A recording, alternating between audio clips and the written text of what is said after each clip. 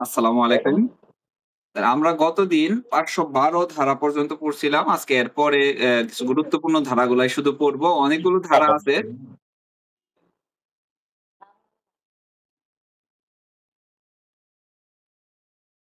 তো ৫১২ র পরে কিন্তু ৫১৬ র ক আছে, ৫১৭ আছে। কিন্তু এই ২ টা ধারা আপনারা একটু দেখে নিয়েন। আমি ৫১৯ ধারাটা আলোচনা করে দিতেছি। ৫১৯ ধারায় আব্বু, মৌ ৫১৯ ধারাটায় বলতেছে যে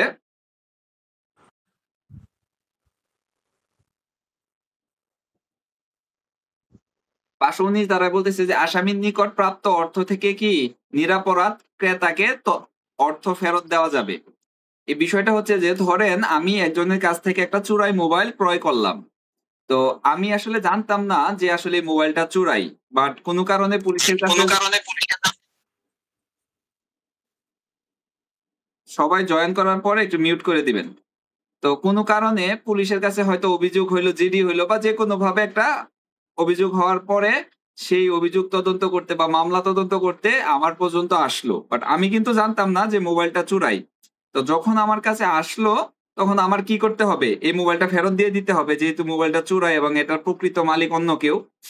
এই সকল ক্ষেত্রে যদি আমি যার কাছ থেকে মোবাইলটা ক্রয় করেছি সেই ব্যক্তি অর্থাৎ চোরকে যদি ধরা যায় এবং চোরের কাছে যদি টাকা থাকে তাহলে ওই টাকা থেকে আমি যে টাকা দিয়ে মোবাইলটা ক্রয় করেছি ওই টাকাটা কি করতে পারবে?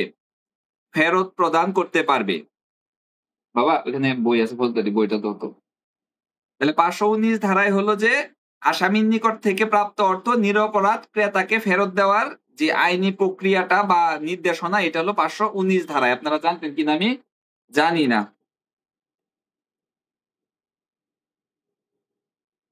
৫১৯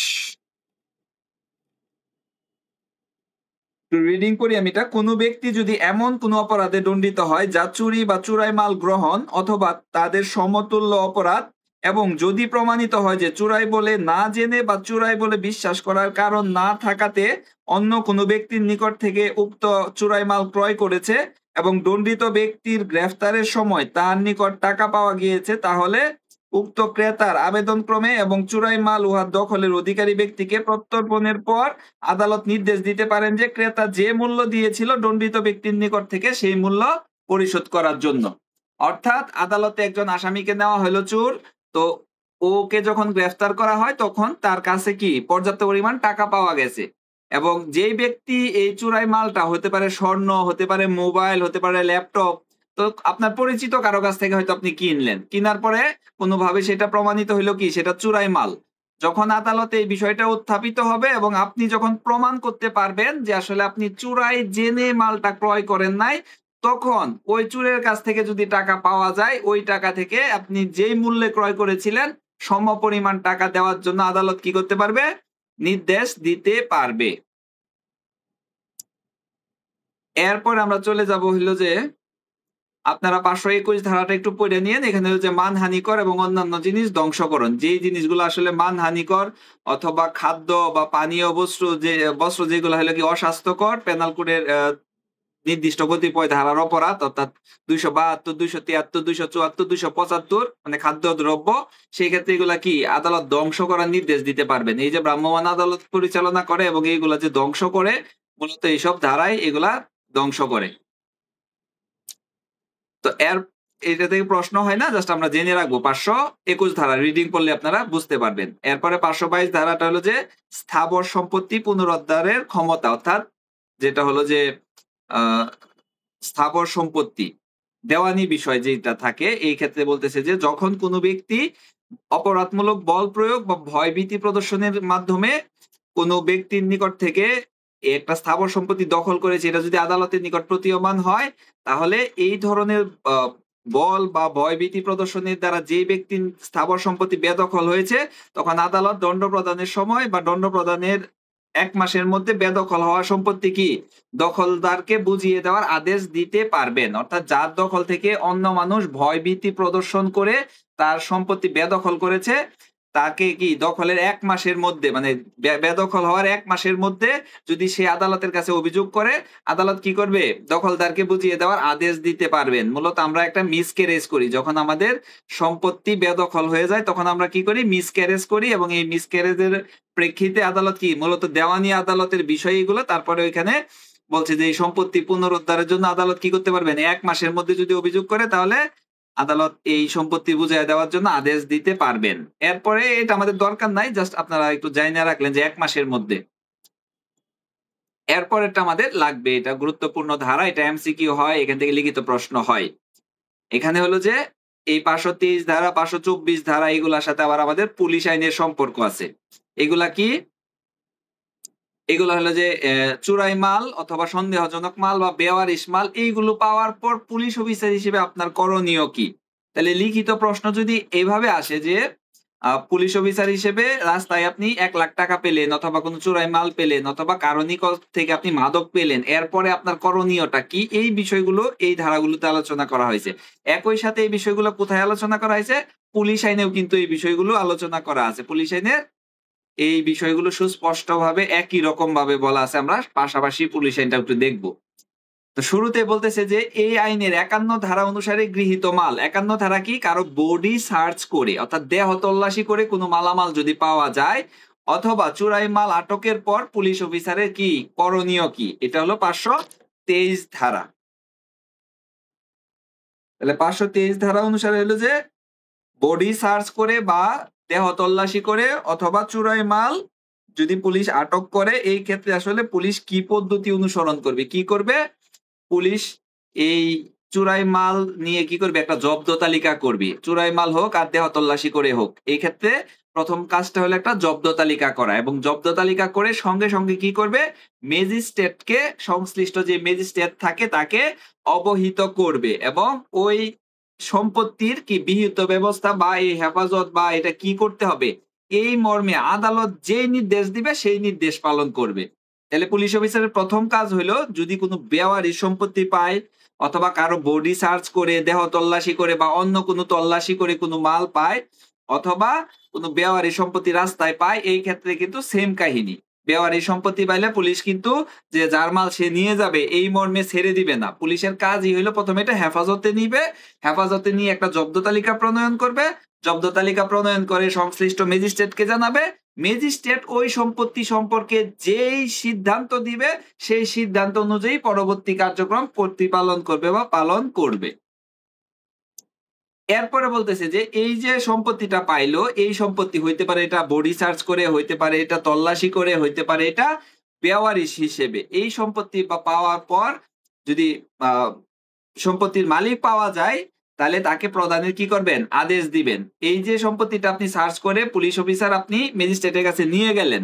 ম্যাজিস্ট্রেট যদি এর মালিককে খুঁজে পায় তাহলে মালিককে এইটা দেওয়ার জন্য আদেশ দিবেন। এরপরে বলতেছে যে যদি ৬ মাসের মধ্যে কোনো মালিক পাওয়া না যায়, কেউ দাবি না জানায় যে এই সম্পত্তিটা তার, তাহলে এই সম্পত্তির বিবরণ কি আদালত ঘোষণা করবেন। এই সম্পত্তি এই সম্পত্তি কেউ দাবি করার জন্য সত্ত্ব বা মালিকানা প্রদর্শন করার জন্য কি করবেন? ৬ মাসের মধ্যে আদালত কি করবেন? একটা ঘোষণা দিবেন যে এইরকম কিছু সম্পত্তি বা এত নির্দিষ্ট প্রমাণ দিয়ে যেন কেউ এর মালিকানা দাবি করে যদি এটা ঐরকম বড় অ অ্যামাউন্ট হয় আরকি। তো এই ক্ষেত্রে আদালত কি করবে? একটা ঘোষণাপত্র প্রকাশ করবে। ৬ মাসের মধ্যে যেন মালিকানা দাবি করে। এরপরের ধারায় বলতেছে যে এই ৬ মাসের মধ্যেও যদি কোনো মালিক হাজির না হয় বা কেউ সত্ত্ব দাবি না করে বা মালিকানা দাবি না করে তাহলে এই সম্পত্তি কি হবে? সরকারের হেফাজতে চলে যাবে এবং চিফ জুডিশিয়াল ম্যাজিস্ট্রেট বা চিফ মেট্রোপলিটন ম্যাজিস্ট্রেট বা কোনো ১ম শ্রেণীর ম্যাজিস্ট্রেট কি করতে পারবেন? ওই সম্পত্তি বিক্রয়ের আদেশ দিতে পারবেন। এর সাথে, সাথে আমরা পুলিশ আইনটা পড়ি। পুলিশ আইনের শুরুতে বলতেছে অর্থাৎ ২৫ ধারায় বলতেছে যে যদি কোনো বেওয়ারিশ সম্পত্তি কেউ পায় পুলিশ অফিসার সেটা হেফাজতে নিবে। হেফাজতে নিয়ে ম্যাজিস্ট্রেটকে জানাবে এবং ম্যাজিস্ট্রেট ওই সম্পত্তি সম্পর্কে যে নির্দেশ দিবে সেই নির্দেশ অনুযায়ী কি করবে? পরবর্তী কার্যক্রম গ্রহণ করবে। এটা হলো পুলিশ আইনের ২৫ ধারা। আর এই ৬ মাসের মধ্যে যদি এর কোনো মালিক না আসে, কেউ যদি দাবি না করে তাহলে কি করবে? এই বিষয়ে আদালত কি করবে 6 মাসের মধ্যে এটা মালিকানা প্রমাণের জন্য একটা ঘোষণাপত্র বা প্রোক্লেমেশন দিবে। এটা 26 ধারা পুলিশ আইনের। এরপরে 27 ধারায় গিয়ে বলতেছে যে যেটা হলো পুলিশ আইনের 27 ধারা আর সিআরপিসি 524 ধারা সেম কথা। আর সিআরপিসি 523 ধারার সাথে পুলিশ আইনের 25 এবং 26 দুইটা ধারা একসাথে, কারণ 23 ধারায় দুইটা উপধারা আছে। একে বলতেছে যে এটা পুলিশ কি করবে, একটা সম্পত্তি পাওয়ার পর এটা গ্রহণ করবে, গ্রহণ করে জব্দ তালিকা করে ম্যাজিস্ট্রেটকে জানাবে, ম্যাজিস্ট্রেট যে নির্দেশ দিবে সেটা পালন করবে। এটা পুলিশ আইনের 25 ধারায় ছিল। এর পরবর্তীতে হলো যে 6 মাসের মধ্যে মালিকানা দাবি করার জন্য ম্যাজিস্ট্রেট কি করবে, একটা ঘোষণাপত্র প্রকাশ করবে। এটা হলো পুলিশ আইনের 26 ধারা। আর এরপরের ধারা সিআরপিসির অর্থাৎ 524 ধারার সাথে পুলিশ আইনের হলো 27 ধারা। পুলিশ আইনের 27 ধারায় কি বলছে এবং পুলিশ সিআরপিসি 524 ধারায় বলতেছে যে 6 মাসের মধ্যে যদি কেউ মালিকানা দাবি না করে সেই ক্ষেত্রে এই সম্পত্তির মালিক কি হবে, সরকার হয়ে যাবে বা সরকারের হেফাজতে এই সম্পত্তি চলে যাবে। এবং এই সম্পত্তি কি চিফ জুডিশিয়াল ম্যাজিস্ট্রেট বা চিফ মেট্রোপলিটন ম্যাজিস্ট্রেট বা কোনো প্রথম শ্রেণীর ম্যাজিস্ট্রেট কি করতে পারবেন, বিক্রয়ের আদেশ প্রদান করতে পারবেন। এরপরে 525 ধারায় গিয়ে বলতেছে যে যদি এই যে সম্পত্তিটা আপনি জব্দ করলেন বা দখলে নিলেন, এই সম্পত্তিটা যদি ক্ষয়শীল বা ধ্বংসশীল কিছু হয় বা জীবন্ত প্রাণী হয়, এই ধরনের কিছু হয় এবং এই সম্পত্তির যদি দাবিদার হাজির না হয়, তখন এই সম্পত্তির দ্রুত পচনশীল বা ক্ষয়শীল হলে এই দ্রব্য বিক্রি করার জন্য ম্যাজিস্ট্রেট কি করতে পারবেন, আদেশ দিতে পারবেন। এবং বিক্রয়লব্ধ অর্থ কি করবে, 523 এবং 24 ধারার বিধান প্রযোজ্য হবে, অর্থাৎ 6 মাস পর্যন্ত অপেক্ষা করবে যে এর মালিক আসে কিনা। তাহলে ধরেন কারো আপনি একটা 1 ট্রাক লবণ আটকালেন, সমুদ্রের লবণ আমরা জানি যে এটা যদি বাতাসের সাথে থাকে তাহলে কি গলে পানি হয়ে যাইতে পারে। অথবা কারো একটা ট্রাকের মধ্যে 1 ট্রাক মাছ পাইলেন, এই মাছটা আপনি আটক করলেন, তো এই মাছটা তো আসলে আপনি বিক্রি না করলে কি হবে, নষ্ট হয়ে যাবে। তো এই ক্ষেত্রে এই ধরনের ক্ষেত্রে যদি কোনো পচনশীল বস্তু হয় সেই ক্ষেত্রে আদালত কি করবে, এখানে কি বলছে যে 6 মাসের মধ্যে ঘোষণা দিবে যে মালিকানা দাবি করার জন্য। কিন্তু এই জিনিসটা আসলে 6 মাস অপেক্ষা করা যাবে না। এই জিনিস কি করতে হবে, মালিকের মঙ্গলার্থে দ্রুত বিক্রয় করে এই টাকাটা কি করতে হবে, এই ম্যাজিস্ট্রেটের নির্দেশে পরবর্তী ব্যবস্থা গ্রহণ করতে হবে। এবং এটা 523 এবং 24 ধারার বিধান সাপেক্ষে কি বিধান প্রযোজ্য হবে। অর্থাৎ 6 মাসের মধ্যে যদি কোনো মালিক আইসা দাবি করে এবং সে যদি মালিকানা প্রমাণ করতে পারে তাহলে তাকে দিয়ে দিতে হবে। এইজন্য বলছে 523 এবং 24 ধারার বিধান এখানে প্রযোজ্য হবে। অর্থাৎ 6 মাসের মধ্যে যদি কেউ না আসে তাহলে 524 এ কি হবে, এটা সরকারের হেফাজতে চলে যাবে বা বাজেয়াপ্ত হয়ে যাবে। তাহলে 523, 24, 25 এই 3টা ধারা হলো যে বেওয়ারিশ সম্পত্তি বলতে পারি আমরা, কোনো অবৈধ সম্পত্তি অথবা কোনো চোরাই মাল অথবা দেওয়া তল্লাশি করে যে মালামাল পাওয়া যায়, এই মালামাল সম্পর্কে যে প্রসিডিউরটা আছে আইনি পুলিশের, এই প্রসিডিউরটা এই 523, 24, 25 আর পুলিশ আইনের 25, 26, 27 এই 3টা ধারায় এই বিষয়গুলো আলোচনা করা হয়েছে একই সাথে। তো যখন আপনাদের কাছে এই প্রশ্নের উত্তরগুলো চাইবে বা লিখবে যে একটা বেওয়ারি সম্পত্তি পাওয়া গেলে পুলিশ অফিসার হিসেবে আপনার করণীয় কি, এই করণীয় সিআরপিসি লেখার সাথে সাথে আপনি পুলিশ আইনের ধারা দিবেন। আর যদি প্রশ্নটাই আসে পুলিশ আইন থেকে যে পুলিশ আইনের আলোকে কোন বেওয়ারিশ সম্পত্তি পাওয়া গেলে পুলিশ অফিসারের করণীয় কি, তাহলে পুলিশ আইনের ধারা দেওয়ার সাথে সাথে চেষ্টা করবেন সিআরপিসিটাও দিয়ে দেওয়ার জন্য। তাহলে এই কারণ এই দুইটা কি একই বিষয়ে কথা বলছে এবং এই বিষয়ে কিন্তু মেট্রোপলিটন অধ্যাদেশগুলোতেও নির্দেশনা আছে বা বিবরণ আছে, বাট আমরা এত ডিটেইলসে যাওয়ার দরকার নাই, আমাদের মেট্রোপলিটন অধ্যাদেশ পড়ে কোলানো যাবে না। তারপরে প্রশ্ন আছে, হ্যাঁ প্রশ্ন করেন। এই যে একটা এনে বলছে যে বিক্রয় করা মালিকের পক্ষে মঙ্গলজনক মঙ্গলজনক হবে উহার মূল্য 10 টাকার কম, এটা মানে একটু বুঝতেছি না। 10 টাকার কম মানে ওই সময় যে সময় আইনটা করছিল কোন কোন ধারাটাতে পাইছেন? 525 525 525 এ বলতেছে যে উক্ত সম্পত্তি দখলদার ব্যক্তি অবস্থিত অন্য স্থানে দ্রুত খরচ উহার মূল্য 10 টাকার কম, তাহলে উক্ত ম্যাজিস্ট্রেট যে কোনো সময় ইহা নির্দেশ দিতে পারেন। আচ্ছা বলতেছে যে এমন একটা মাল আপনি আটক করলেন যেটার দাম 10 টাকার কম, তাহলে এইটা বিক্রয় করার জন্য নির্দেশ দিতে পারবে ম্যাজিস্ট্রেট যে কোনো সময়। 10 টাকার বেশি হইলে ওই 6 মাসের বিধানটা প্রযোজ্য হবে। আর যদি ক্ষয়শীল পচনশীল হয় তাহলেও বিক্রয় করে দিতে পারবে। আর 10 টাকার কম হইলেও বিক্রয় করে দিতে পারবে। আর 10 টাকার বেশি হইলে ওই 6 মাসের বিধান প্রয়োগ করার ক্ষেত্রে বলতেছে পচনশীল হইলে তো বিক্রয় করবেই, মোটা দাগ একবারে পচনশীল হইলে বা ক্ষয়শীল হইলে এটা বিক্রয় করে দিবে ম্যাজিস্ট্রেট, যেটা মঙ্গল মনে করবে। আর যদি 10 টাকার কম হয়, এখন এই 10 টাকা এখন কিছু না, বাট 1860 সালে 1861 সালে ওই সময় কিন্তু 10 টাকা মানে এখনের 20-30 হাজার টাকার উপরে হয়ে যেতে পারে, কারণ ওই সময় 10 টাকা দিয়ে অনেক কিছু করা গেছে। 71 সালেই তো 10 টাকা দিয়ে অনেক কিছু করা গেছে। তো 1800 সালে তখন 10 টাকার মূল্য কতটুক ছিল, এটা আসলে যদি আপনি সমমূল্য চিন্তা করেন অনেক বড় টাকা। এই জন্য বলে ওই পরিমাণ সম্পত্তির নিচে কিছু হইলে বিক্রয় করে দিতে বলতেছে, কারণ সেটা কত বড় হিসেবে বিবেচনায় নিচ্ছে না তখনকার আমলেও। তো এখনকার যদি ধরে যে বলছে যে 10,000 টাকার কথার কথা বললাম আর কি, যে 10,000 টাকার নিচে হইলে বিক্রয় করতে পারবে এমন কোন সম্পত্তি 10,000 টাকার নিচে। কারণ কি, এটা একজনের সম্পত্তি আপনি যখন বাজেয়াপ্ত করলেন বা জব্দ করলেন, তখন এটার হেফাজতের দায়িত্ব কিন্তু সরকারের।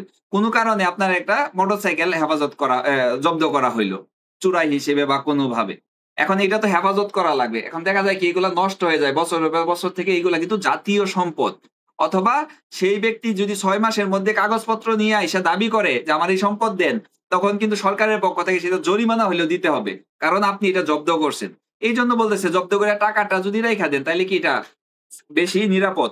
এই জন্য বলতেছে যে এমন কোনো কিছু যা বিক্রয় করা মালিকের পক্ষে মঙ্গলজনক হবে বা উহার মূল্য 10 টাকার কম, তাহলে ম্যাজিস্ট্রেট যে কোনো সময় এটা বিক্রয়ের নির্দেশ দিতে পারবেন। মানে 10 টাকার কম মূল্যের কোনো জিনিস যদি আটক করেন, সেই ক্ষেত্রে আপনি এনি টাইম এটা বিক্রয়ের নির্দেশ দিতে পারবে ম্যাজিস্ট্রেট। এটা আর কি বলছে। এখান থেকে এমসিকিউ হইতে পারে যে কত টাকার কম মূল্যের জিনিস ম্যাজিস্ট্রেট মানে বা অথবা বেওয়ারি সম্পত্তি অথবা চুরাই মাল পাওয়ার পর নিম্নলিখিত কোন তথ্যটি সঠিক। তাইলে এখানে বলছে যে তখন একটা অপশন থাকতে পারে যে যদি পচনশীল বা ক্ষয়শীল হয় তাহলে ম্যাজিস্ট্রেট বিক্রয়ের নির্দেশ দিতে পারবে। দ্বিতীয় অপশনে থাকলো যে 10 টাকার কম মূল্যের হইলে বিক্রয়ের নির্দেশ দিতে পারবে, অথবা এই 100 টাকার কম মূল্যে হইলে বিক্রয়ের নির্দেশ দিতে পারবে। আর একটা দিল ক এবং খ। তাইলে যেটা 10 টাকার কম নিচে আর হলো পচনশীল বা ক্ষয়শীল, এই দুইটা হবে কি সঠিক উত্তর সেই ক্ষেত্রে। তো এইভাবে একটা এমসিকিউ হইতে পারে। তারপর হলো যে কয় মাসের মধ্যে দাবিদার হাজির না হইলে এটা সরকারের বাজেয়াপ্ত হবে, 6 মাস। এবং এটা কোন শ্রেণীর সর্বনিম্ন কোন শ্রেণীর ম্যাজিস্ট্রেট বিক্রয়ের আদেশ দিতে পারবে, সর্বনিম্ন হলো যে প্রথম শ্রেণীর ম্যাজিস্ট্রেট। প্রথম শ্রেণীর নিচের কোন ম্যাজিস্ট্রেট এইরকম বেওয়ারির সম্পত্তি বা জব্দকৃত কোনো সম্পত্তি বিক্রয়ের আদেশ দিতে পারেন না। এই তো 523-24-25 ধারা। এটা আপনার রিডিং করলে বুঝে যাবেন, বাট লিখতে হবে। আপনি যখন রিডিং করবেন তখন আপনার কাছে মনে হবে যে আপনি বুঝছেন, সবকিছু সঠিকভাবে লিখতে পারবেন। বাট যখন নিজে কলম নিয়ে বসবেন তখন দেখবেন যে সাজায় গোছায় লিখতে যায় কত ধরনের জটিলতা আপনার কাছে ধরা পড়তেছে ওই মুহূর্তে। তো আপনি 523 এবং 24-25 তিনটা ধারা লিখে এটার মূল কথাটা কি যদি লিখতে পারেন, আজকে চর্চা করবেন। এরপরে 530 ধারাটা একবার রিডিং করি, যদিও কখনো এমসিকিউ হয় না। তারপরে হলো যে সকল অনিয়মের কারণে কার্যক্রম বাতিল হয়, এটা দিন ভাষ্যটা পড়ছিলাম। এটা ভাষ্য ছাড়া বোঝা যায় না। বাবা আমার ভাষ্যটা দেও তো, খুলতে যদি। আচ্ছা, এটা একটু পরে আসতেছি। এখন আমরা চলে যাই হলো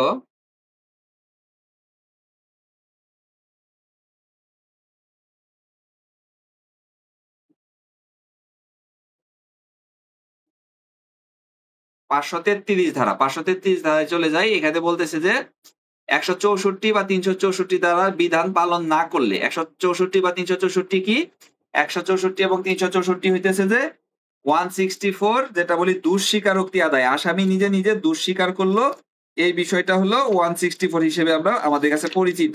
তো এই 164 বা 364 ধারা যদি বা বিধান যদি কোনো ম্যাজিস্ট্রেট পালন না করে, সেই ক্ষেত্রে আসলে বিষয়টা কি হবে। তাহলে বলতেছে যে এই আইনের অর্থাৎ ফৌজদারি কার্যবিধির 164 বা 364 অধীন লিপিবদ্ধকৃত কোনো আসামি স্বীকারোক্তি আদালতে সাক্ষ্য হিসেবে দাখিল করা হলে, ওই আদালত যদি মনে করে যে লিপিবদ্ধকারী ম্যাজিস্ট্রেট কি করছে, ও এই ধারা দুইটার বিধান কি করে নাই, যথাযথভাবে প্রতিপালন করেন নাই, তবে লিপিবদ্ধকৃত বিবৃতি যথাযথভাবে প্রদান করেছিল এবং আসামিকে আত্মপক্ষ সমর্থনমূলক বক্তব্যের গুণগত কোনো ক্ষতি না করে থাকলে এই বিবৃতি কি করতে হবে, গ্রহণ করতে হবে। এখন এই 164 বা 364 মূলত যে সমস্যাটা হয়, এটা হলো ম্যাজিস্ট্রেট তাকে সতর্ক করছিল কিনা এই বিষয়টা মূল গুরুত্বপূর্ণ। অর্থাৎ আসামি এই দুঃস্বীকারোক্তি করলে তার বিরুদ্ধে এটা ব্যবহার করা হবে, এবং সে দোষস্বীকারোক্তি প্রদান করতে বাধ্য নয়, এই মর্মে কি ম্যাজিস্ট্রেট কি করবে, তাকে অবহিত করবে বা বলবে বা শোনাবে। এই জিনিসটা যদি না করে যদি তার কাছ থেকে জবানবন্দি গ্রহণ করে, অথবা তাকে 3 ঘন্টা সময় দেওয়ার কথা, সেই 3 ঘন্টা সময় দিল না, কিন্তু এর লিপিবদ্ধকৃত বিবৃতি অর্থাৎ আসামি যে বিবৃতিটা দিছে ওইটা যথাযথভাবে সে প্রদান করছে এবং আসামিকে কি আত্মপক্ষ সমর্থনের সুযোগ দিছিল বা জেরা করার সুযোগ দিছিল, এই ক্ষেত্রে কিন্তু ওই বিবৃতিটা গ্রহণযোগ্য হবে। অর্থাৎ এই যে কতগুলো বিধান আছে 164 বা 364-তে ম্যাজিস্ট্রেট এটা প্রতিপালন করে নাই, বাট মূল কথাগুলো তার সঠিকভাবে সে লিখছে এই কারণে, এবং আত্মপক্ষ সমর্থন করার সুযোগ পাইছিল আসামি, এই ক্ষেত্রে এই বিবৃতিটা কি হবে, গ্রহণযোগ্য হবে। জাস্ট আমরা জানলাম এখান থেকে এমসিকিউ কোনো সময় হয় না, লিখিত হয় না, তারপরে জানলাম যে 164 বা 364 বিধান যদি প্রতিপালন নাও করে তারপরে দুইটা ক্ষেত্রে এটা গ্রহণযোগ্য হবে। একটা হলো যে যদি বক্তব্যটা লিপিবদ্ধকৃত বিবৃতিতে যথাযথভাবে সেই আসামি দিছিল এটা যদি প্রমাণ করে, এবং আসামিরা কি আত্মপক্ষ সমর্থনের সুযোগ দেওয়া হয়েছিল, এই দুইটা জিনিস যদি প্রমাণিত হয় তাহলে এই বিবৃতি কি হবে, গ্রহণযোগ্য হবে। আচ্ছা, এখন আসি 130 ধারাটা, যেটা একটু স্কিপ করছিলাম। 130 ধারার মূল বিষয়টা হচ্ছে যে এই ফৌজদারি কার্যবিধিতে 18 রকমের রীতি বহির্ভূত কাজের নাম যা কার্যক্রমকে বাতিল করে দেয়। মানে হলো যে ভুল বা সরল বিশ্বাসের প্রশ্ন এখানে উঠে আসে না। অন্যভাবে বলতে গেলে এগুলো বেআইনি কাজ যার কোনো কার্যক্রম বাতিল হয়ে যায় যার কারণে। কেমন এটা একটা 18টা ইয়ে আছে এখানে। যেমন অত্র আইনের 88 ধারার অধীন সম্পত্তি ক্রয় ও বিক্রয় করেন। মানে হলো যে ধরেন 88 ধারায় কোন শ্রেণীর ম্যাজিস্ট্রেটকে এই সম্পত্তি ক্রয় এবং বিক্রয়ের ক্ষমতা দেওয়া হয়েছে, ওই শ্রেণী ছাড়া যদি অন্য কেউ এই সম্পত্তিটা ক্রয় বা বিক্রয় করে তাহলে এর পুরা কাজটাই কি হবে, বেআইনি বা বাতিল হয়ে যাবে, এর কাজটা কোনো বৈধতা থাকবে না। এরপরে ডাকঘরে কোনো চিঠি, পার্সেল বা অন্য কোনো বস্তুর জন্য তল্লাশি পরোয়ানা ইস্যু করেন। ধরেন যে ম্যাজিস্ট্রেটকে ক্ষমতা দেওয়া হয় নাই, যে ডাক বা তার বিভাগের মানে টেলিযোগাযোগ কর্তৃপক্ষের অধীনে বা পার্সেল, কোনো একটা পার্সেল আসলো সরকারি, এই পার্সেল গুলো যে কেউ কি করতে পারে না, আমরা বললাম যে তল্লাশির জন্য পরোয়ানা ইস্যু করতে পারে না, নির্দিষ্ট শ্রেণীর ম্যাজিস্ট্রেট আছে। ওই শ্রেণীর চাইতে কম বা যার ক্ষমতা সম্পন্ন না এমন কেউ যদি এই বিষয়ে তল্লাশি পরোয়ানা ইস্যু করে তাহলে ওই তল্লাশি পরোয়ানাটা কি হবে, ইনভ্যালিড বা অবৈধ হয়ে যাবে বা বাতিল হয়ে যাবে। এরপরে শান্তি রক্ষার জন্য জামানত দাবি, এমন কেউ জামানত দাবি করলো যার আসলে জামানত দাবি করার ক্ষমতা নাই, তাহলে এই জামানত দাবিটা কি হবে, অবৈধ বা বাতিল হবে। এরপরে সদাচরণের মুসলেকা জামানত দাবি সেম বাতিল হয়ে যাবে। এরপরে সদাচরণের জন্য মুসলেকাবদ্ধ কোনো ব্যক্তিকে রেহাই প্রদান। তো কেউ যদি সদাচরণের বা শান্তি রক্ষার মুসলেকার জন্য আবদ্ধ হয় বা জামিনদার হয় তাহলে জেলা ম্যাজিস্ট্রেট কি করতে পারেন, তাকে অব্যাহতি দিতে পারেন, বা কোনো নির্বাহী ম্যাজিস্ট্রেট তাকে অব্যাহতি দিতে পারেন। তাহলে এমন কোন ম্যাজিস্ট্রেট তারে অব্যাহতি দিল যার তার কি ক্ষমতা নাই, তাহলে এই কাজটা কি হয়ে যাবে, বাতিল হয়ে যাবে বা অবৈধ হবে। এরকম 18টা অপরাধ বলছে ফৌজদারি কার্যবিধি, যেগুলো আসলে যদি ক্ষমতার বাইরে গিয়ে চর্চা করা হয় সঙ্গে সঙ্গে এগুলা কি বাতিল হয়ে যাবে। আরেকটা কি আছে, 144 ধারা জারি। 144 ধারা জারি কে করতে পারে, জেলা ম্যাজিস্ট্রেট বা কোনো নির্বাহী ম্যাজিস্ট্রেট 144 ধারা ইস্যু করতে পারে। তো অন্য কোনো ম্যাজিস্ট্রেট যদি এটা করে তাহলে তার কাজটা কি হবে, বাতিল হয়ে যাবে।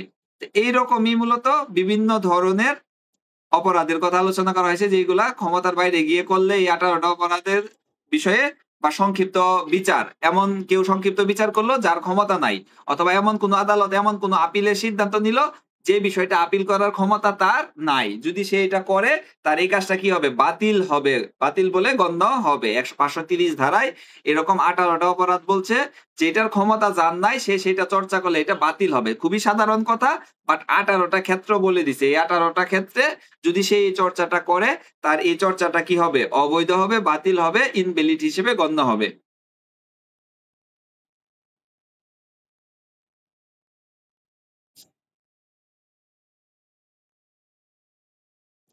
এরপরে আমরা চলে যাব হলো যে 550 ধারায়, 550-এ চলে যায়। মাঝখানে অনেকগুলো ধারা আছে, এগুলা খুব একটা গুরুত্বপূর্ণ না, স্কিপ করলাম। হ্যাঁ, দ্রুত আজকে আমরা ফৌজদারি যেহেতু শেষ করে দিব। 550 ধারা, 550 ধারায় বলছে যে সন্দিগ্ধ চুরাই মাল জব্দ করার ব্যাপারে পুলিশের ক্ষমতা। তাইলে কথিত চুরাই মাল বলতে কি বোঝায়? অনেক সময় আমরা সংবাদ শিরোনামে শুনি যে কথিত ক্রস ফায়ার। মানে কি, হয়তো আইন শৃঙ্খলা বাহিনী দাবি করতেছে যে পাল্টা আক্রমণ আসছিল তখন আমি আত্মরক্ষার্থে ফায়ার করছি, বাট এই বিষয়টা যখন বিশ্বাসযোগ্যতা না থাকে, এক পক্ষ কেবল দাবি করে, তখন আমরা শব্দটা ব্যবহার করি কথিত ক্রসফায়ারে সন্ত্রাসী অমুক মারা গেছে। তো এই সকল ক্ষেত্রে মূলত এই কথিত শব্দটা ব্যবহার হয়। কথিত চুরাই মাল অর্থাৎ আপনি নিশ্চিত নন যে এটা চুরাই মাল কিনা, বাট হয়তো রাস্তায় পাচ্ছেন বা এমন কোনো সন্দেহজনক অবস্থাতে কোনো মাল পাইলেন যেটা সন্দিগ্ধ চুরাই মাল হিসেবে গণ্য হয়। তো এইরকম বা সন্দেহজনক বা অপরাধের সাথে সন্দেহযুক্ত পরিস্থিতিতে যদি কোনো সম্পত্তি পুলিশ অফিসার আটক করতে পারবেন, অর্থাৎ কোনো একটা ঝামেলা হয়েছে, একটা অ্যাক্সিডেন্ট হয়েছে, অথবা কেউ এমন একটা গাড়ি রাস্তায় ফেলে গেছে, 7 দিন ধরে ফেলে গেছে, তখন কি এই জিনিসটা কি সন্দেহজনক না? হইতে পারে চুরির, হইতে পারে বেওয়ারিশ। তো এই ধরনের সম্পত্তি পাইলে, সন্দেহজনক সম্পত্তি পাইলে পুলিশ কি করবে? আটক করবে। এবং পুলিশ অফিসার কি থানার অফিসার ইনচার্জের নিচে যদি কেউ হয়, তাহলে তিনি সঙ্গে সঙ্গে বিষয়টা কি ওসি কে রিপোর্ট করে জানাবেন। এইখান থেকে মূলত এই যে সন্দিগ্ধ সম্পত্তি বলা হয়, যে সম্পত্তির মালিকানা নিয়ে সন্দেহ থাকে, অথবা সন্দেহজনক স্থান বা সন্দেহজনক পরিস্থিতিতে সন্দেহজনক কোনো ব্যক্তির নিকট থেকে কোনো মালামাল জব্দ করা হয়, ওই সম্পত্তিকে মূলত সন্দিগ্ধ সম্পত্তি বলে।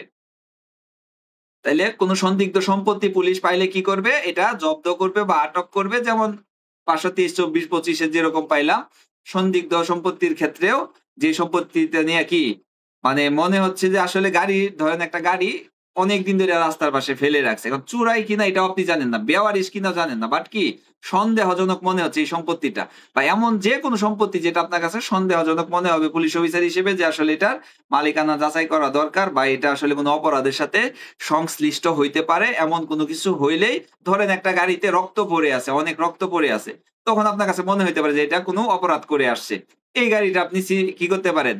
জব্দ করতে পারেন বা আটক করতে পারেন।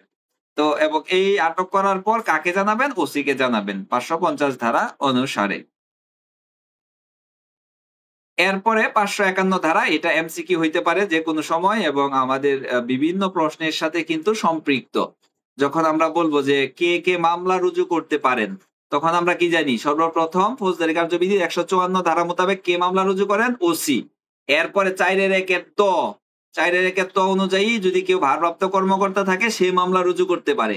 এরপরে এই যে 551 ধারা দিয়ে বলতে পারি আমরা ঊর্ধ্বতন পুলিশ অফিসার, ওসির অথবা থানার অফিসার ইনচার্জের ঊর্ধ্বতন যারা আছে, তারা স্ব থানা মানে স্ব এখতিয়ারীধীন এলাকার মধ্যে ওসির যে ক্ষমতা, তার সর্বত্র সেই ক্ষমতা প্রয়োগ করতে পারেন। অর্থাৎ এএসপি থেকে তদূর্ধ্ব যে পুলিশ অফিসাররা থাকে, তারা কিন্তু ওসির ক্ষমতা প্রয়োগ করতে পারেন 551 ধারা মোতাবেক। ওসির যে ক্ষমতা আছে, তারা তাদের স্ব এলাকার মধ্যে, ধরেন সার্কেল এ সার্কেল বা বি সার্কেল, এ সার্কেলের যে এখতিয়ার এলাকা আছে, এটার মধ্যে উনি কি করতে পারবেন? ওসির ক্ষমতা প্রয়োগ করতে পারেন। উনি আবার বি সার্কেলে যায় এটা পারবেন না। কিন্তু যিনি হলেন যে এডিশনাল এসপি বা এই সার্কেলের, তিনি কি আরো 2 টা সার্কেলের জায়গা পান বা এখতিয়ার থাকে, সে ওইটা পারবেন। আর যদি হন পুলিশ সুপার, তাহলে পুরা জেলাতেই উনি কি করতে পারবেন? পুরা জেলাতে উনি ওসির ক্ষমতা প্রয়োগ করতে পারবেন। আর যদি আসে পুলিশ রেঞ্জ ডিআইজি, তাহলে উনি ওনার রেঞ্জের যতগুলো জেলা আছে সবগুলো জেলাতে কি করতে পারবেন? এই 551 ধারা মোতাবেক ওসির ক্ষমতা প্রয়োগ করতে পারবেন। অর্থাৎ ওসির উপরের পদের হইলে হইছে, উনি ওনার এখতিয়ারীধীন এলাকার মধ্যে ওসির যত ধরনের ক্ষমতা আছে, আইনি ক্ষমতা, ওই ক্ষমতাগুলো ওই দায়িত্বপ্রাপ্ত স্থানীয় এলাকার সর্বত্র উনি কি করতে পারবেন? অফিসার ইনচার্জের ন্যায় প্রয়োগ করতে পারবেন 551 ধারার ক্ষমতা বলে।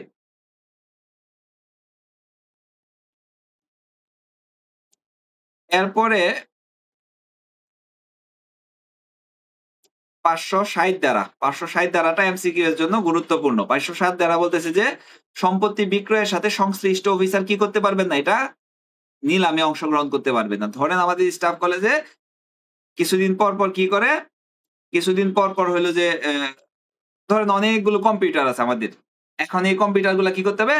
5 বছরের বেশি, 6 বছরের বেশি হয়ে গেছে। তো 6 বছরে আসলে অনেক কম্পিউটার বা ল্যাপটপ মানে নষ্ট হয় না।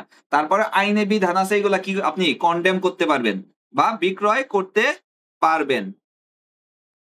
তাহলে এই বিক্রয়ের সাথে যদি আমি স্টাফ কলেজে কর্মরত থাকি তাহলে আমি কি করতে পারবো না, ওই নিলামে অংশগ্রহণ করতে পারবো না। কারণ কি, আমি জানবো যে আসলে এটা কত হইলে ছাইরা দিতে পারে, বা আমার একটা লবিং করে আমি সাজানো নাটক করেও কি নিলামে এগুলা কম দামে সরকারের ক্ষতি করে কি করতে পারি, ক্রয় করতে পারি।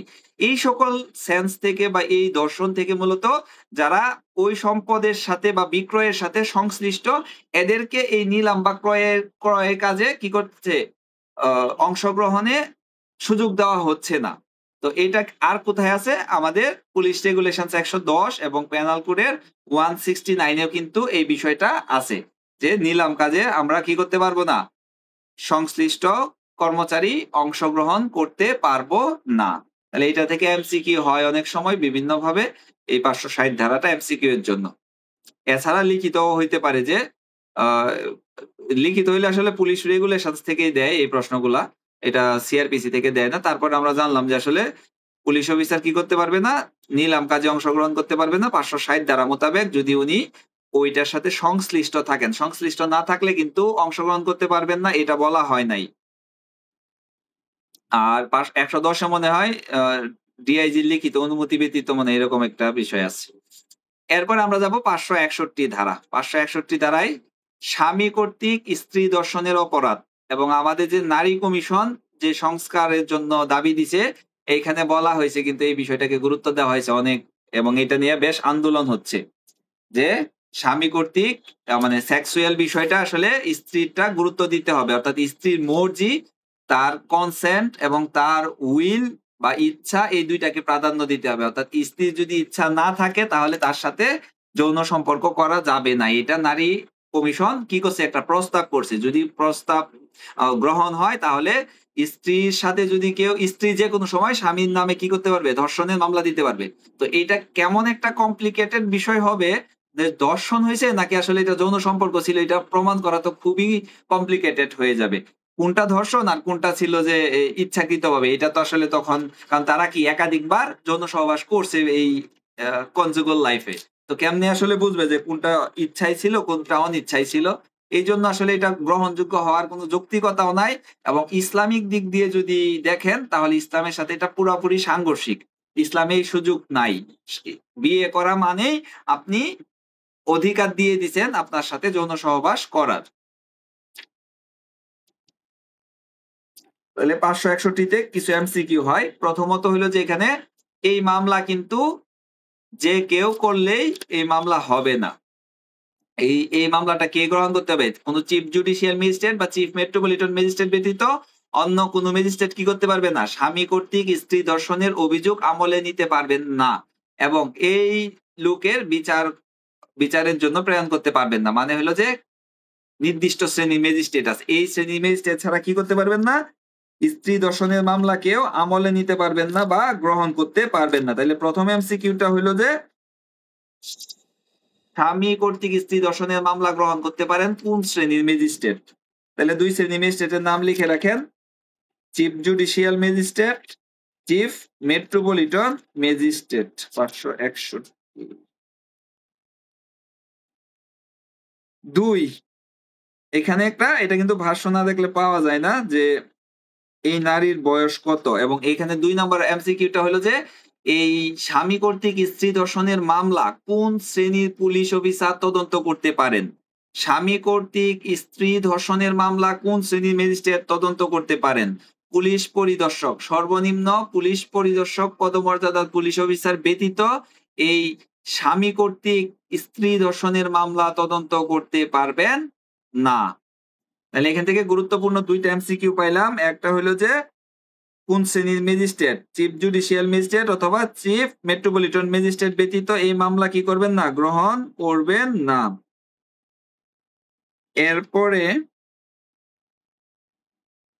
এখানে কিন্তু ভাষ্যে গিয়ে কিন্তু এটা বলা আছে যে 14 বছরের কম হইলে স্ত্রীর বয়স, 14 বছরের কম হইলে যদি সেখানে স্বামী যৌন সহবাস করে তবে সেইটা স্বামী কর্তৃক স্ত্রী ধর্ষণ হিসেবে গণ্য হবে। কিন্তু মূল যে আইনটা আছে এইখানে কিন্তু এই বয়সের বিষয়টা উল্লেখ করা নাই। এটা মূলত ওই যে ধর্ষণের যে সংজ্ঞা ওইখান থেকে এই বিষয়টাকে সম্ভবত আলাদা করা হয়েছে, কিন্তু মূল আইন যদি আপনি পড়েন, মূল আইনের কোথাও এই বয়সের বিষয়টা সুনির্দিষ্ট করা নাই। তাহলে তারপরে আমরা দুইটা অবজেক্টিভ এখানে নিব, chief judicial magistrate, chief metropolitan magistrate ছাড়া অন্য কেউ এই মামলা গ্রহণ করতে পারবেন না, এবং পুলিশ পরিদর্শক ছাড়া এটাকেও কি করতে পারবেন না, তদন্ত করতে পারবেন না। এরপরে আমরা চলে যাব 565 ধারাটা। এই ধারাটাই হলো যে দণ্ডিত ব্যক্তি কি করবে, তার ঠিকানা বিজ্ঞাপিত করবে বা জানাবে এই বিষয়ে। এই যে আমরা বিনা পরোয়ানায় গ্রেফতার 54 ধারা পড়লাম, 54 একটা ক্লোজ ছিল, সম্ভবত 8 নাম্বার ক্লোজে যে আমরা পড়ি যে 565 3 উপধারা শর্ত লঙ্ঘন করলে, 3 উপধারায় কি বলছে, 3 উপধারায় বলছে যে দণ্ডিত ব্যক্তি দণ্ড ভোগ শেষে মুক্তি লাভের পর, অর্থাৎ দণ্ড ভোগ করা শেষ, জেল হাজত খাটা শেষ, এই জেল হাজত খাটার পর আদালত যদি নির্ধারিত মেয়াদের মধ্যে যদি বলে দেয় 1 বছর, 3 বছর, 4 বছর বা 5 বছর কি বাসস্থান পরিবর্তন বা বাসস্থান হতে অনুপস্থিত, মানে তার এলাকা জেনে সে বসবাস করবে, তার বাড়ি থেকে বাসা থেকে যদি সে অন্য কোথাও যাইতে চায়, তাহলে এই বিষয়টা বিজ্ঞাপিত করবেন, মানে কি জানাবেন। এই শর্ত যদি কেউ লঙ্ঘন করে, তাহলে পুলিশ 54 উপধারা অনুযায়ী বিনা পরোয়ানায় ওই ব্যক্তিকে গ্রেফতার করতে পারে। তাহলে এটা হলো দণ্ড ভোগ করার পর আদালত যদি মনে করে কোনো ব্যক্তিকে নির্ধারিত সময়ের জন্য কি করতে পারবেন, বাসস্থান পরিবর্তন বা বাসস্থান ত্যাগের বিষয়ে বিজ্ঞাপিত করার জন্য নির্দেশ দিতে পারবেন বা আদেশ দিতে পারবেন। ওই আদেশপ্রাপ্ত ব্যক্তি বা মুক্তি লাভকারী ব্যক্তি যদি এই আদেশ কোনো কারণে লঙ্ঘন করেন, তাহলে উনি 565 3 উপধারায় কি হবেন, বিনা পরোয়ানায় গ্রেফতার হবেন 54 অনুযায়ী। এই ছিল আমাদের সিআরপিসি। আজকে সিআরপিসি শেষ করলাম। এখন একটু শুরু থেকে আমরা রিক্যাপ করি। একবারে শুরুতে চলে যাই, ফৌজদারি কার্যবিধি 4-1 যে সংজ্ঞাগুলা, এইখানে আপনারা 4 সাথে 1 দিবেন কি ব্র্যাকেটে দিবেন 1, এবং ক খ গ যাই দেন ওইটাও ব্র্যাকেট দিয়ে সাথে লিখবেন কি ধারা। কেউ কেউ এখানে উপধারা লেখেন, উপধারা লিখবেন না। তাহলে 4-1 এই কতে কি আছে, সংজ্ঞাগুলো দেওয়া আছে। কি কি সংজ্ঞা আমরা গুরুত্ব দিয়ে পড়লাম, অ্যাডভোকেট সংজ্ঞার জন্য পড়ছিলাম যে 4-1 কতে হলো অ্যাডভোকেট, আর 1 ক ক মানে দুইটা ক দেওয়া আছে ওইখানে অ্যাটর্নি জেনারেল। এইগুলা এমসিকিউ আসে না। তারপরে আমরা জাস্ট ওনাদের সংজ্ঞাগুলা পড়ছিলাম। তারপরে অ্যাডভোকেট কি, অ্যাডভোকেট হলো যে কোনো আদালতে আইন ব্যবসা করার জন্য লাইসেন্স প্রাপ্ত বা ক্ষমতাপ্রাপ্ত ব্যক্তি হলেন অ্যাডভোকেট বা উকিল বা মুক্তার। এরপর অ্যাটর্নি জেনারেল থেকে পড়ছিলাম যে অ্যাটর্নি জেনারেল আসলে কে কে। অ্যাটর্নি জেনারেল হলো যেমন আমাদের আইজিপি, আইজিপির মতো কি বলি এআইজি যারা আছে তারাও কি আইজিপির মতোই। তো এখানে আসলে অ্যাটর্নি জেনারেল এবং অতিরিক্ত attorney general, deputy attorney general এবং সহকারী অ্যাটর্নি জেনারেল, এরা কি এই অ্যাটর্নি জেনারেল হিসেবে গণ্য হবেন। অর্থাৎ সহকারী অ্যাটর্নি জেনারেল যিনি, তিনিও অ্যাটর্নি জেনারেল হিসেবে গণ্য হবেন। মূলত অ্যাটর্নি জেনারেলের ক্ষমতা কে কে প্রয়োগ করতে পারবে, এটাই মূলত এই বিষয়টা বোঝাচ্ছে এখানে। এরপরে আমরা 4-1 খতে পড়ছিলাম যে জামিনযোগ্য অপরাধ, যেই সকল অপরাধের জন্য জামিনের ব্যবস্থা আছে সেই সকল অপরাধগুলোকে কি বলে, জামিনযোগ্য অপরাধ বলে। বা ফৌজদারি কার্যবিধির 2য় তফসিলে যেই অপরাধগুলোকে জামিনযোগ্য হিসেবে দেখানো হয়েছে সেই সকল অপরাধকে কি জামিনযোগ্য অপরাধ বলে। আর জামিন অযোগ্য ঠিক তার উল্টো, অর্থাৎ যে সকল অপরাধের জন্য জামিনের ব্যবস্থা নাই অথবা ফৌজদারি কার্যবিধি বা বাংলাদেশে কার্যকর অন্য কোনো আইনে যে সকল অপরাধগুলোকে জামিন অযোগ্য হিসেবে দেখানো হয়েছে সেই সকল অপরাধগুলোকে কি বলে, জামিন অযোগ্য বা নন বেলেবল অফেন্স বলে। এরপরে 4-1 গতে পড়ছিলাম যে অভিযোগ, অভিযোগের এখানে যে সংজ্ঞাটা দেওয়া আছে এটা কিন্তু খুবই আহ এরকম যে অভিযোগ অর্থ হলো একাধিক দফা বা শিরোনাম সম্বলিত অভিযোগের যে কোনো দফা বা শিরোনাম। বাট আমরা এটা কি ফৌজদারি কার্যবিধি 221 5 উপধারায় গিয়ে পাই আসলে অভিযোগটা বলতে আসলে কি বোঝায় বা অভিযোগ গঠন বলতে কি বোঝায়।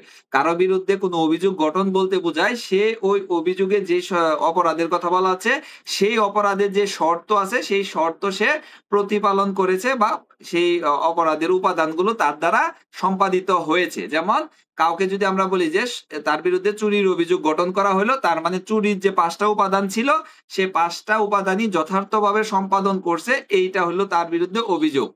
কারো বিরুদ্ধে অভিযোগ গঠন মানে হলো যে সে ওই অপরাধের যতগুলো উপাদান বা শর্ত ছিল সেই শর্ত তার দ্বারা সম্পাদিত হয়েছে।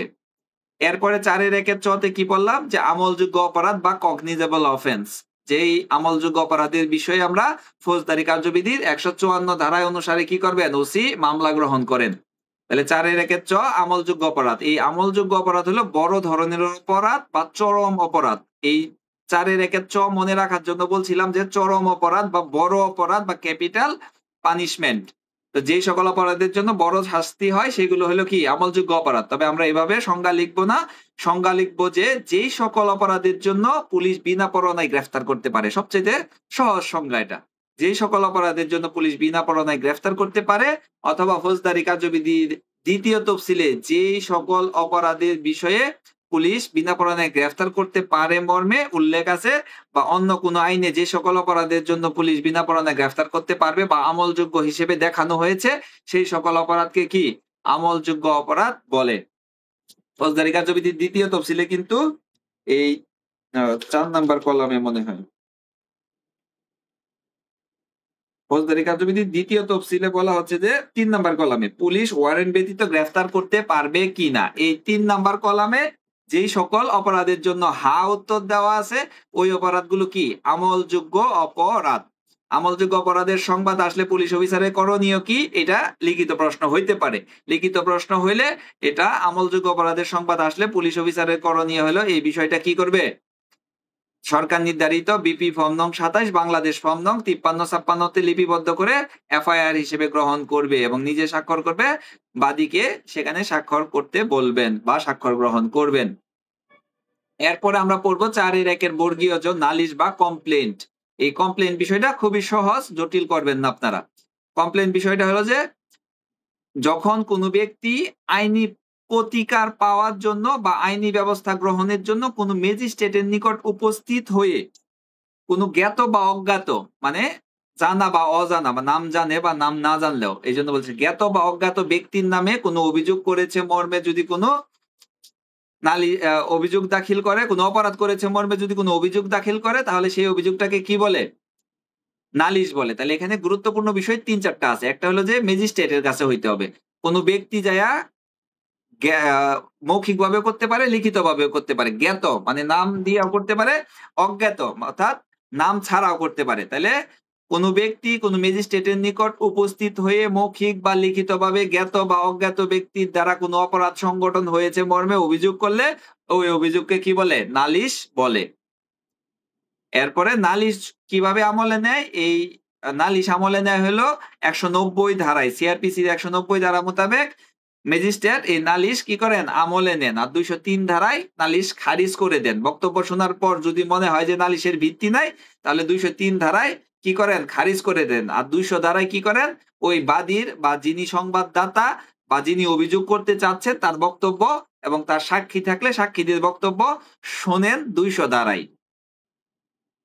এরপরে 4-1 ট অনুসন্ধান বা ইনকোয়ারি। অনেকেই এই অনুসন্ধান মানে সার্চ বা 280 ধারার যে পুলিশ রেগুলেশনস 280 ওই সার্চের সাথে সমন্বয় করে ফেলেন বা এক মনে করেন।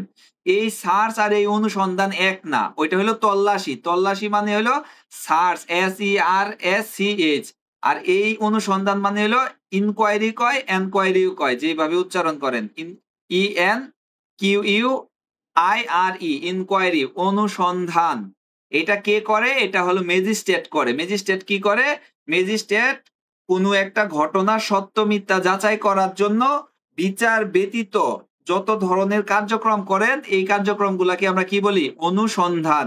তাহলে বিচার কি, বিচার হইলো যে ওই যে চার্জ গঠন করলাম 4-1 গ, এই চার্জ গঠন করার পর অর্থাৎ পুলিশ তদন্ত রিপোর্ট দিতে পারে, তদন্ত রিপোর্ট দেওয়ার পর দেখবে যে আসলে ঘটনা পুলিশের তদন্ত দ্বারা এটা সত্য মিথ্যা যাচাই করবেন উনি, বা এটা সাক্ষ্য প্রমাণগুলা দেখবেন। উনি নিজে কি করতেন, জবানবন্দি গ্রহণ করবেন ম্যাজিস্ট্রেট, কারো 164 গ্রহণ করতে পারেন, এই যে দুঃস্বীকার করে আসামি, তখনও কিন্তু এর বিচার কার্যক্রম শুরু হয় নাই। এইগুলো যখন ম্যাজিস্ট্রেট দেখেন যে আসলে একজনের চার্জশিট বা ফাইনাল রিপোর্ট অথবা উনি নিজে সাক্ষী নেওয়ার পর 164 নেওয়ার পর যদি উনি প্রাথমিকভাবে মনে করেন যে আসলে এর দ্বারা অপরাধটা সংগঠন হয়েছে, তখন উনি ওর বিরুদ্ধে এই অপরাধের চার্জ গঠন করেন। এই চার্জ গঠনের পরের যে কার্যক্রম ওইটা হলো বিচার কার্যক্রম। এর আগ পর্যন্ত উনি যত কাজ করলেন বা করাইলেন সবাইকে দিয়া, এই সবগুলো কাজকে একত্রে কি বলবো? অনুসন্ধান। তাইলে ম্যাজিস্ট্রেট বা আদালত কর্তৃক কোনো ঘটনা সত্য মিথ্যা যাচাই করার জন্য বিচার ব্যতীত সকল কার্যক্রমকে কি বলে? অনুসন্ধান বলে। এরপরে আমরা দেখবো 4-1 ঠ। ঠতে হইলো এই অনুসন্ধানেরই একটা অংশ তদন্ত বা ইনভেস্টিগেশন। ইনভেস্টিগেশন কে করে? 2 জনে করতে পারে। এক হলো পুলিশ, 2 হলো পুলিশ ম্যাজিস্ট্রেটের নিকট ক্ষমতাপ্রাপ্ত অন্য কোনো ব্যক্তি। তবে এই অন্য কোনো ব্যক্তি কিন্তু ম্যাজিস্ট্রেট হইতে পারবে না। মানে একজন ম্যাজিস্ট্রেট ধরেন প্রথম শ্রেণীর ম্যাজিস্ট্রেটের অধীনে দ্বিতীয় শ্রেণীর ম্যাজিস্ট্রেট আছে, তৃতীয় শ্রেণীর ম্যাজিস্ট্রেট আছে। তো প্রথম শ্রেণীর ম্যাজিস্ট্রেট কি চাইলে দ্বিতীয় বা তৃতীয় শ্রেণীর ম্যাজিস্ট্রেটকে দিয়ে তদন্ত করাতে পারবে? না। এই তদন্ত শুধু পুলিশ অথবা অন্য কোনো ব্যক্তি, ম্যাজিস্ট্রেট হইতে পারবে না। অনুসন্ধান শুধু ম্যাজিস্ট্রেট, এখানে পুলিশের কোনো সুযোগ নাই। অনুসন্ধান শুধু পুলিশ ম্যাজিস্ট্রেট করবে, পুলিশ করতে পারবে না। ঠিক তেমনি তদন্ত শুধু পুলিশ করবে, ম্যাজিস্ট্রেট করতে পারবে না। অথবা ম্যাজিস্ট্রেট অন্য কাউকে ক্ষমতা দিতে পারবে, জৈনে ক খ কে দিয়ে তদন্ত করাতে পারবে, বাট কোনো ম্যাজিস্ট্রেটকে দিতে পারবে না। তাইলে 2 শ্রেণীর ব্যক্তি। তদন্তের সংজ্ঞা লিখতে গেলে সংজ্ঞা বলতে সেটাই এই জিনিসটাকে বুঝতে পারবে বা এই জিনিসটা কাকে বলে, যেমন পরিচয় দেওয়া, তদন্তের পরিচয় দেওয়া যে এই কাজটা হইলো তদন্ত। যেমন হইলো যে আমি যদি বলি টহল ডিউটি কি, তাহলে টহল ডিউটি আপনি যেটা যে যত ধরনের টহল আছে সবগুলা দিয়ে বলতে পারেন যে 4-5 জন পুলিশ সদস্য, একজন ইনচার্জ, একটা গাড়ি সহ এই কাজ যখন করে রাত্রিবেলা বিভিন্ন জায়গায় নিরাপত্তা নিশ্চিত করে, এই ডিউটিটা হলো টহল ডিউটি। এরকম আবার যদি বলি আমি যে সেন্ট্রি ডিউটি কি, তখন আপনি কি বলবেন? যে যখন কোনো সরকারি স্থাপনা, অস্ত্রাগার বা অন্য কোনো কেপিআই ইত্যাদি সরকারি স্থাপনা রক্ষণাবেক্ষণের জন্য পুলিশ অফিসার কি করেন? সেখানে পালাক্রমে অস্ত্রসহ বা অস্ত্র ব্যতীত যে নিরাপত্তামূলক ডিউটি পালন করেন তাকে কি বলেন? Sentry duty.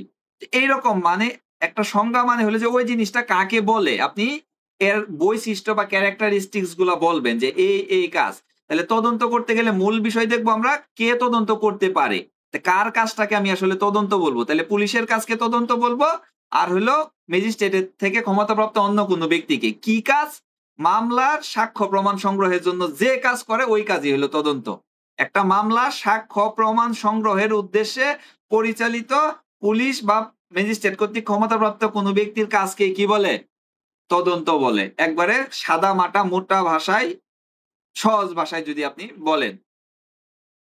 তাহলে কোনো মামলার সাক্ষ্য প্রমাণ সংগ্রহের জন্য পুলিশ অফিসার বা ম্যাজিস্ট্রেট কর্তৃক ক্ষমতাপ্রাপ্ত অপর কোনো ব্যক্তি কর্তৃক পরিচালিত কার্যক্রমকে তদন্ত বলে। তদন্তের উদ্দেশ্য কি?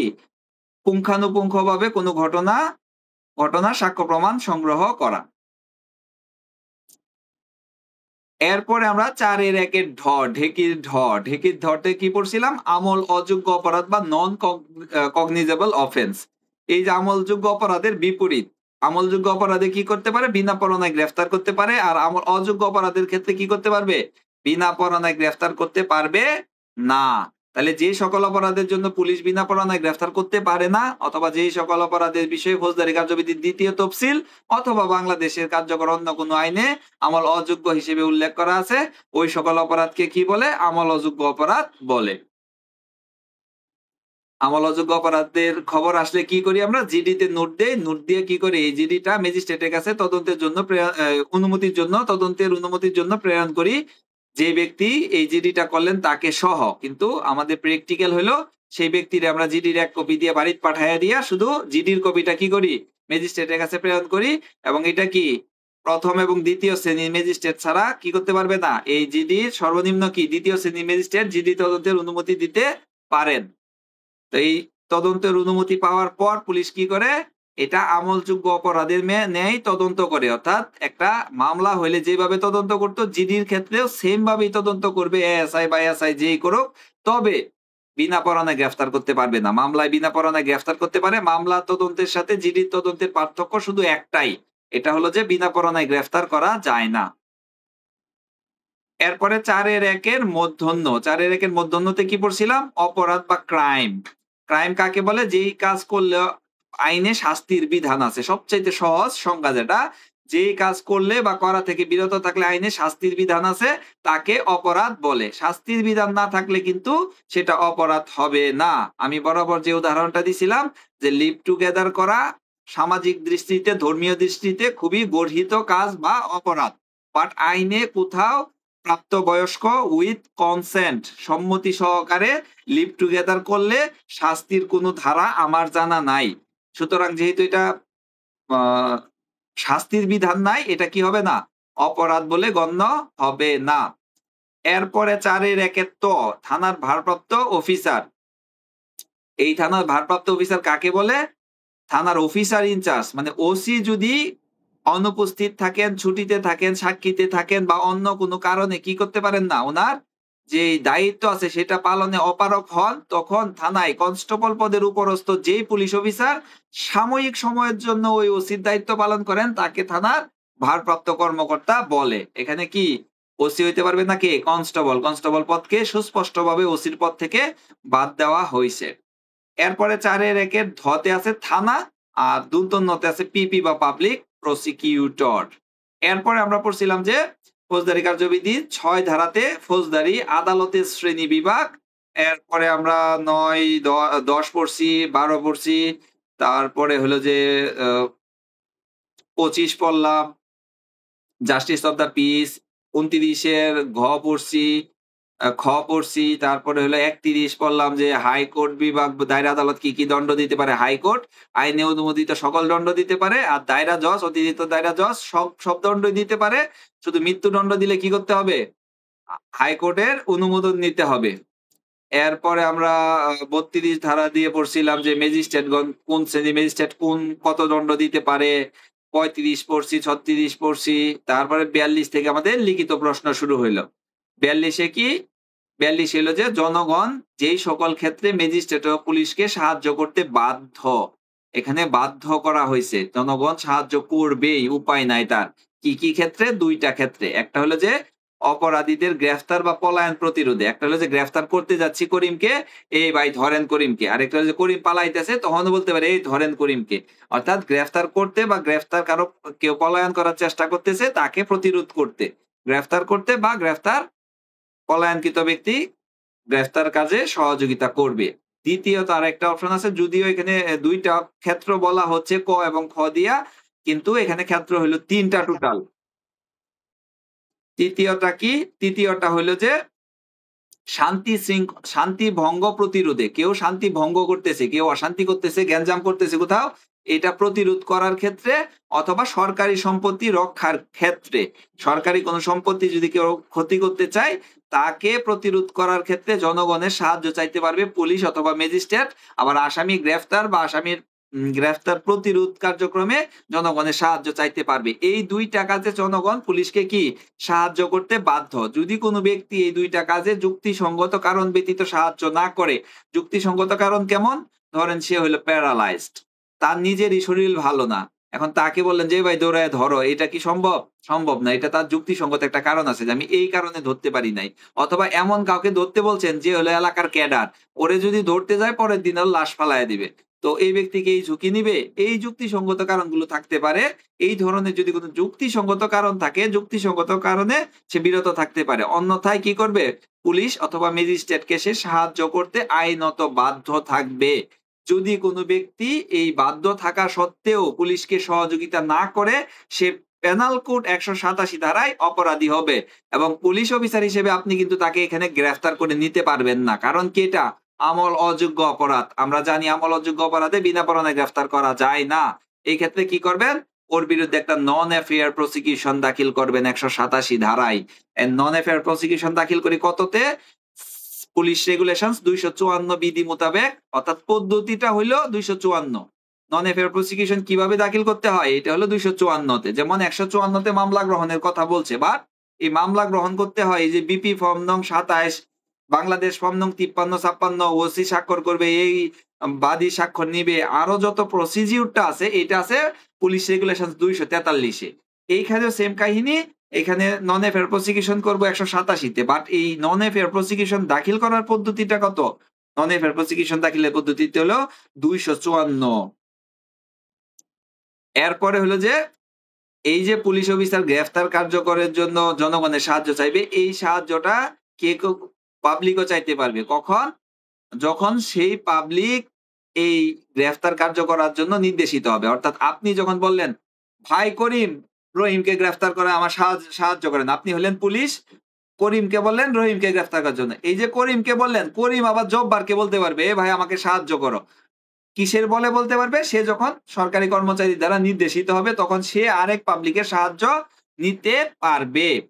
তাহলে পুলিশ অফিসার ব্যতীত অন্য কোন ব্যক্তি কি পরোয়ানা কার্যকর করার জন্য, অথবা আমরা কি জানি যখন ৭৮ ধারায় পড়লাম দেখলাম যে জমির মালিক, কৃষক, ম্যানেজার এদের প্রতি আদালত কি করতে পারে? পরোয়ানা ইস্যু করতে পারে কার্যকর করার ক্ষেত্রে। এই যে এরা পরোয়ানা কার্যকরের জন্য এখতিয়ারবান হলো, তখনও তারা কি করতে পারবে? এই গ্রেফতার কার্যকর করার ক্ষেত্রে অপর জনগণের সাহায্য নিতে পারবে। অর্থাৎ পাবলিককে সহযোগিতা করবে ৪৩ ধারায়। এরপরে ৪৪ ধারা হলো ম্যাজিস্ট্রেটকে কিছু অপরাধের সম্পর্কে সংবাদ দিবে। কি, কি অপরাধ? রাষ্ট্রদ্রোহিতা, বেআইনি সমাবেশ, খুন, ধর্ষুতা, ডাকাতি, অগ্নিসংযোগ, এই ধরনের কিছু অপরাধ আছে। এই অপরাধগুলো সম্পর্কে জনগণ কি করবে? পুলিশ অথবা নিকটস্থ ম্যাজিস্ট্রেটকে অবহিত করবে বা জানাবে। আর শুধু ৪৫ ধারায় বলছে যে নির্দিষ্ট শ্রেণীর ব্যক্তি এই অপরাধগুলো সম্পর্কে জানাইতে বাধ্য তারা। কারা? গ্রাম প্রধান, হিসাব রক্ষক, গ্রামের চৌকিদার, গ্রাম পুলিশ, জমির মালিক, দায়িত্বপ্রাপ্ত ব্যক্তি, খাজনা প্রদানকারী ব্যক্তি, ইউনিয়নের মেম্বার, চেয়ারম্যান, বর্তমানে যেটা বলতে পারি আমরা আরকি। যদিও আইনে মেম্বার চেয়ারম্যানের নাম লেখা নাই, বাট তারাও এই ৪৫ ধারা মোতাবেক কি নিকটস্থ পুলিশ বা ম্যাজিস্ট্রেটকে ওই কতিপয় অপরাধের বিষয়ে সংবাদ দিয়ে সহযোগিতা করতে বাধ্য। এরপরে আমরা দেখি ৪৬ ধারা হলো যে কিভাবে গ্রেফতার কার্যকর করতে হয় বা গ্রেফতার কাকে বলে, এই সংজ্ঞাগুলো আমরা কোত্থেকে দাঁড় করাই? ৪৬ ধারা থেকে। ৪৬ ধারায় গ্রেফতারের সংজ্ঞার বিষয়ে বলা আছে যে কোন ব্যক্তিকে কথা বা কাজের দ্বারা আত্মসমর্পণ না করলে, দেহ স্পর্শ করে বা বল প্রয়োগ করে তার ব্যক্তি স্বাধীনতা খর্ব করে আইনি হেফাজতে নেওয়াটাই হলো কি গ্রেফতার। গ্রেফতার কিভাবে করতে পারি? পরোয়ানা মূলে করতে পারি, বিনা পরোয়ানায় করতে পারি। আদালত যদি কাউকে পরোয়ানা দেয় তাহলে পরোয়ানা মূলে গ্রেফতার করব। আর যদি কারো সামনে কোনো আমলযোগ্য অপরাধ বা জামিন অযোগ্য অপরাধ বা কোনো ঘোষিত অপরাধীকে চোখের সামনে পাওয়া যায়, তাকে বিনা পরোয়ানায় কি করা যাবে? গ্রেফতার করা যাবে। তাহলে গ্রেফতার করার প্রথম কথাটা হলো যে ইউ আর আন্ডার অ্যারেস্ট। আপনি গ্রেফতার হয়ে যান। এই কথা বলার সাথে সাথে যদি কেউ অ্যারেস্ট হয়ে হাত উপরে তুললে কি বলে? ভাই আমার অ্যারেস্ট করে নিয়ে যান, তাহলে তো গ্রেফতার হয়ে গেল। তাহলে কথা বা কাজের দ্বারা কেউ আত্মসমর্পণ করলে একে গ্রেফতার করতে পারবো। আর যদি সমর্পণ না করে তাহলে কি দেহ স্পর্শ করে ওর হাতটা ধরে হ্যান্ডকাপটা পরাইয়া দিব জোর কইরা। এরপরে যদি সে বাধা প্রদান করে, হ্যান্ডকাপ পরাইতে না দেয়, তাহলে কি করব? আমরা বল প্রয়োগ করলে এর প্রতিরোধ করতে যাইয়া প্রয়োজনীয় যা, যা করা দরকার ৪৬ এর ২ উপধারা অনুসারে আমরা সেই পথ বা পন্থা অবলম্বন করব গ্রেফতার কার্যকর করার ক্ষেত্রে। আর ৪৬ এর ৩ এ বলতেছে গিয়া ২ টা বিশেষ ক্ষেত্র ব্যতীত মৃত্যু ঘটানো যাবে না। কি, কি ২ টা বিশেষ ক্ষেত্র? মৃত্যুদণ্ড বা যাবজ্জীবন কারাদণ্ডের দণ্ডনীয় অপরাধে অভিযুক্ত ব্যক্তি। দণ্ডিত ব্যক্তি না কিন্তু। দণ্ডিত ব্যক্তি মানে হলো যে, যে ব্যক্তি কারাদণ্ডে শাস্তি পাইছে অর্থাৎ বিচার শেষ, তখন দণ্ডিত বললে এটা বোঝায়। আর অভিযুক্ত মানে হলো যে এমন কোন অপরাধ করছে যেটা হলো যার শাস্তি হইতে পারে মৃত্যুদণ্ড বা যাবজ্জীবন কারাদণ্ড। ধরেন ধর্ষণ করছে, খুন করছে, ডাকাতি করছে, এইগুলার অপরাধ কি মৃত্যুদণ্ড না বা যাবজ্জীবন কারাদণ্ড। তো এই ধরনের অপরাধ চোখের সামনে করছে বা কারো বিরুদ্ধে অভিযোগ করা হয়েছে, মামলায় থানায় এসে একটা মামলা হয়েছে যে জৈনে খকে ধর্ষণ করছে বা হত্যা করছে, এই বিরুদ্ধে একটা মামলা হইলো। তখন এই ককে গ্রেফতার করার ক্ষেত্রে সে যদি পালায়া যাইতে চায় বা গ্রেফতার বাধা দেয়, তার মৃত্যু পর্যন্ত ঘটানো যাবে গ্রেফতার কার্যকর করার ক্ষেত্রে। অন্যথায় কি করা যাবে না? মৃত্যু কিন্তু ঘটানো যাবে না। একজন চুরি করে চোর পালায়া যাচ্ছে, এই চোরের শাস্তি তো মৃত্যুদণ্ডও না, যাবজ্জীবন কারাদণ্ডও না। আপনি পুলিশ অফিসার, কোমরে পিস্তল আছে, দিলেন গুলি কইরা, এর জন্য কি হেফাজতে মৃত্যু হিসেবে গণ্য হয়ে যাবে, আপনার ১৪ শিকের ভাত খাইতে হবে। এরপরে ৪৭ ধারা, সবাই কি চলে যাচ্ছে নাকি? বুঝছি বিরক্ত লাগতেছে মনে হয়। ৪৭ ধারা হলো যে যাকে গ্রেফতার করতে হবে এই ব্যক্তি কি কোন স্থানে লুকায়ে আছে, অথবা আপনি খবর পাইলেন আপনার মামলার আসামি একটা বাড়িতে আছে, তো ওই বাড়িতে গিয়ে তাকে গ্রেফতার করতে হলে সর্বপ্রথম ওই বাড়ির মালিক, তত্ত্বাবধায়ক, কেয়ারটেকার অথবা ম্যানেজার অথবা দায়িত্বপ্রাপ্ত ব্যক্তিকে আগে গিয়ে অনুমতি নিতে হবে। ভাই আপনার বাড়িতে আমার আসামি আছে, অথবা এই যে আমি এর ধাওয়া করে নিয়ে আসছি আপনার বাড়িতে ঢুকছে, আমার একটু ঢুকে তল্লাশি করে বের করে নেওয়ার সুযোগ দেন। এই ব্যক্তিকে প্রথমে ৪৭ এ এই অনুমতি নিয়ে তল্লাশি করতে হবে। এরপরে যদি এই ব্যক্তি তল্লাশি করতে অনুমতি না দেয়, ধরেন ওর আত্মীয় স্বজন, আসামির আত্মীয় স্বজন অথবা আসামির বাড়িতেই আসামি আছে, যাইলে কি দিবে ঢুকতে? সহজে ঢুকতে দিবে না। এই ক্ষেত্রে কি করতে পারবেন? দরজা জানলা ভেঙে আপনি কি করতে পারবেন? ওই আসামিকে তল্লাশি করে গ্রেফতার করতে পারবেন। এরপরে ধরেন কারো বাড়িতে ঢুকলেন আসামি গ্রেফতার করার জন্য, ঢোকার পরে আসামিরাও পাইলেন, বাট দরজা জানলা আটকায় দিল। অথবা কোন কারণে আপনি আর আসামি নিয়ে বের হইতে পারছেন না। দরজা জানলা ভেঙে ঢুকছিলেন, এরপরে আবার আটকায় দিল। তখন আপনি কি দরজা জানলা ভেঙে ৪৯ ধারা মোতাবেক মুক্তি লাভ করতে পারবেন। এরপরে ৫০ ধারায় বলছে যে আপনি অতিরিক্ত বল প্রয়োগ করতে পারবেন না। ৭ বছরের একটা আ ধরেন একটা শিশুকে আপনার কোন কারণে শিশুকে তো আর গ্রেফতার করা যায় না। একজন নারীকে গ্রেফতার করতে গিয়ে বললেন যে নারী খুব বল প্রয়োগ করছে, ওরে আঘাত করলেন। অথবা একজন ৮০ বছরের বৃদ্ধ যে হলো ঠিকমতো দাঁড়াইতে পারে না, তাকে গ্রেফতার করতে গিয়ে আপনি প্রহার করলেন বা মারধর করলেন। আর বললেন যে সে বল প্রয়োগ করছে, যা অযৌক্তিক বা অনাবশ্যক বল প্রয়োগের প্রমাণ মেলে। সেই ক্ষেত্রে কিন্তু আপনি এই ৫০ ধারায় ধরা খাবেন। ৫০ ধারায় বলছে যে প্রয়োজনের অতিরিক্ত বল প্রয়োগ করা যাবে না। যতটুক প্রয়োজন ঠিক ততটুকুই আপনি বল প্রয়োগ করবেন। এখানে ৫০ ধারায় কি করছে? সীমাবদ্ধতা আরোপ করে দিছে। আমার মনে হয় আজকে এটুকুনি থাকুক।